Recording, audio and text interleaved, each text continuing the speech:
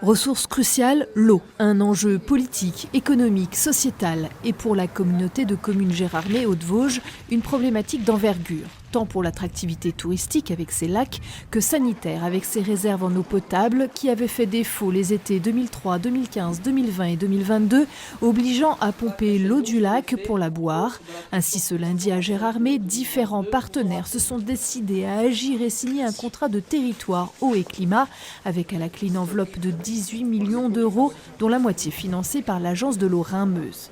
On a réussi à réunir l'État, l'ONF, la Fédération de pêche, évidemment, l'Agence de l'eau et tous les partenaires, mais également tous les locaux, parce qu'on est ici dans une démarche participative avec la population.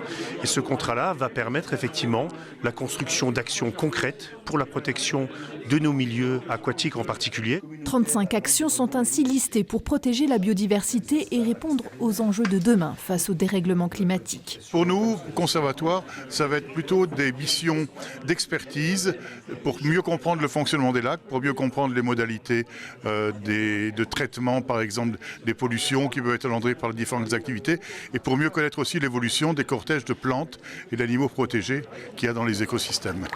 La surfréquentation touristique joue sur les milieux, accentuant la pollution aquatique notamment, sans compter la consommation de l'eau potable. La population estivale est multipliée par 3 sur le secteur de la Perle des Vosges, dont le réseau géromois dessert aussi Xon-Rue-Longemer, Liezay, Le Taulier et Rochesson. Quand il faut pomper l'eau du lac, la station de traitement fait face à plusieurs problèmes. Le manganèse, naturellement présent dans le sol, doit être filtré. Donc on a ce problème de qualité et on a également un problème de quantité.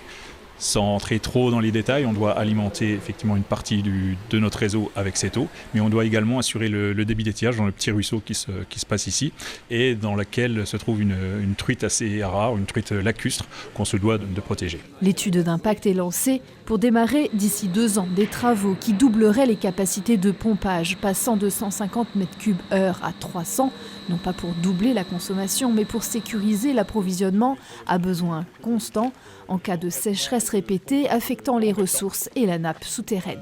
Si on se projette à 2050, on va vraiment avoir besoin de mobiliser d'autres ressources en eau.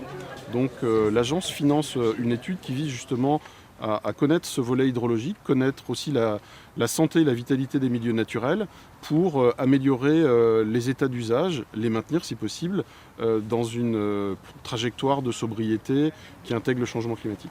Sobriété et donc modération des consommations, tant pour les particuliers que pour les entreprises. L'hôpital et les blanchisseries sont tout particulièrement dans la ligne de mire.